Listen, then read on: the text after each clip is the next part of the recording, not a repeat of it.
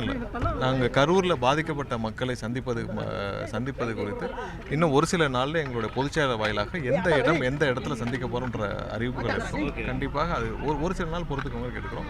எல்லாமே எங்களுடைய நிர்வாகிகள் அங்கங்கே எல்லாம் அதுக்கான வேலைப்பாடுகளை செஞ்சுட்டு வராங்க. ஒரு சில நாளில் அதுக்கான அறிவிப்புகள் வந்த பிறகு எங்களுடைய அடுத்த கட்டம் சார் இப்போ சிபிஐக்கு வந்து வழக்கு மாற்றிருக்காங்க உச்சநீதிமன்றம் சார். இப்போ உங்களோட அடுத்த கட்ட நடவடிக்கை என்ன இருக்கும்? இல்லை, மற்றபடி இந்த வழக்கு சம்பந்தமாக எல்லாமே வந்து நம்ம கரூர் மக்களை சந்தித்த பிறகு விரிவான ஒரு செய்தியாளர், ஏன்னா இது இப்போ ஒரு கொஸ்டினில் நம்ம முடிக்க போகிற விஷயம் இல்லை, இதுக்கான விரிவான செய்தியாளர் சந்திப்புகள் நாங்கள் கண்டிப்பாக வைப்போம். ஏன்னா நடந்த நிகழ்வுகள், நாங்கள் எந்தெந்த இடத்தில் என்னென்ன கேள்விகள் எங்கள் மனதில் இருந்தது எல்லாமே நாங்கள் நீதிமன்றத்தில் வச்சிருக்கோம். இது சம்பந்தமாக விரிவான செய்தியாளர் சந்திப்பு நாங்கள் கண்டிப்பாக செய்வோம். சார் இப்போ கடந்த 16 நாளாக தலைமறைவு அப்படின்னு சொல்லி சொல்கிறாங்க, இது எந்த அளவுக்கு? யாரும் எங்கேயும் தலைமறைவு இல்லை.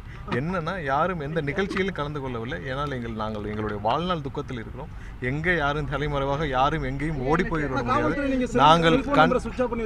நாங்கள் கண்டிப்பாக, ஏன்னா இது வந்து எங்களுடைய நிகழ்ச்சியில் நடந்த இந்த துயரத்தில் நாங்கள் கண்டிப்பாக இதை நாங்கள் அந்த மக்களை சந்திக்க வேண்டும் தவிர்த்து மற்றபடி வேறு எதுவும். தீபாவளிக்கு முன்னாடி வந்து சந்திச்சிருவாங்க.